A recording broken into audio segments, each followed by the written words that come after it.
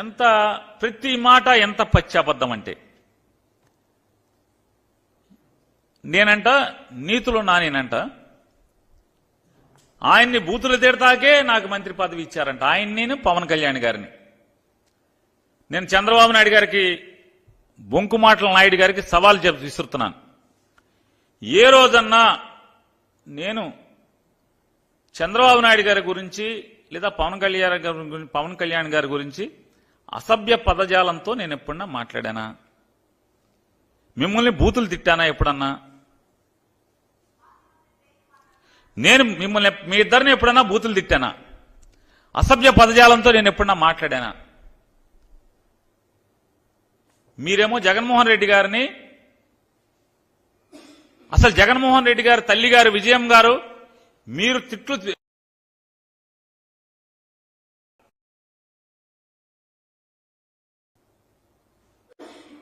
పచ్చిగా మాట్లాడతారు. మీరు ఎంత మాట పడితే అంత మాట మాట్లాడతారు జగన్మోహన్ రెడ్డి గారిని.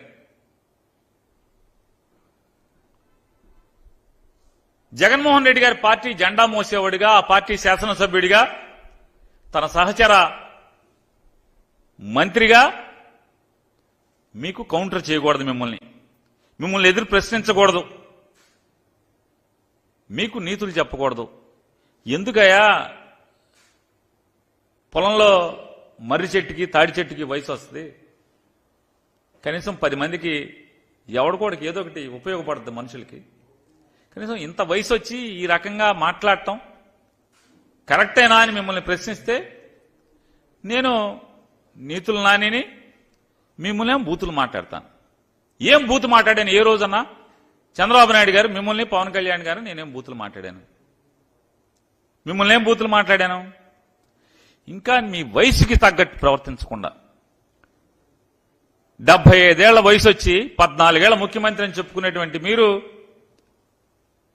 ఎంత కిరాతకంగా నా కుమారుడు పేర్ని కృష్ణమూర్తిని మీరు ఎంత దిగజారి మాట్లాడుతున్నారు. నా కొడుకు గంజాయి అమ్ముతాడా? ఇంతకన్నా ఎందుకు వయసునేది? ఈ వయసు ఆ వయసు ఒంటి మీద వయసుకి తగ్గ మాట్లాయి మరి ప్రజాసేవ చేయాలనేటువంటి ఆకాంక్షతో, బలమైన ఆకాంక్షతో రాజకీయాలకి అడుగుపెట్టి 4 సంవత్సరాలు నీ కొల్లు రవీంద్ర లేదా నీ పార్టీ నాయకులందరూ కూడా ఇళ్లలో పడుకుని మీతో సహా అందరూ ఇళ్లలో పడుకుంటే అతను కరోనాలో ప్రాణాలకు తెగించి ఐసీయూ వార్డులో కూడా బందర్లో కరోనా బారిన పడినటువంటి ఏ పేషెంట్ని అడిగినా కూడా పేర్ని కృష్ణమూర్తి సేవల గురించి ఈ రోజు కూడా మాట్లాడతారు.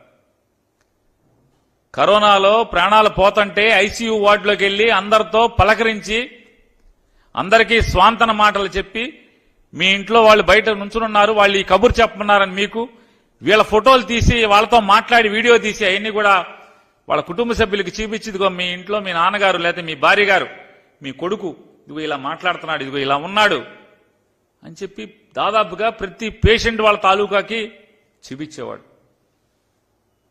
డాక్టర్లతో సమానంగా లోపల వార్డులో ప్రాణాలకు తెగించి తిరిగాడు. బెడ్లు కావాలంటే బెడ్లు అందించడం, ఎప్పుడు 24 గంటలు అదే పనిలో ఉంటే నూనూకు మేసాలటువంటి నవ యువకుడు మొదటిసారి రాజకీయాల్లో పోటీ చేస్తుంటే ప్రజలు గుర్తిస్తే 75 ఏళ్ళ వయసు వచ్చినటువంటి చంద్రబాబు నాయుడు ఇంత పాపం మాటలు మాట్లాడుతున్నాం. ఇంజనీరింగ్ చదువుకుని ప్రజలకు ఏదో ఒకటి చేయాలి, నా ఊరికి ఏదో ఒకటి చేయాలని చెప్పేటువంటి ఆకాంక్షతో మేము చెప్పాం. ఇట్లాంటి దుర్మార్గులు ఉంటారా బాబు? చంద్రబాబు లాంటి ఆయన పార్టీలో మసిలేటువంటి దుర్మార్గులు చాలా మంది ఉంటారు. అవసరమా ఈ జీవితం మనకి? చెప్పినా కూడా ఎవరో చంద్రబాబు లాంటో లేకపోతే కొల్లు రవీంద్ర లాంటో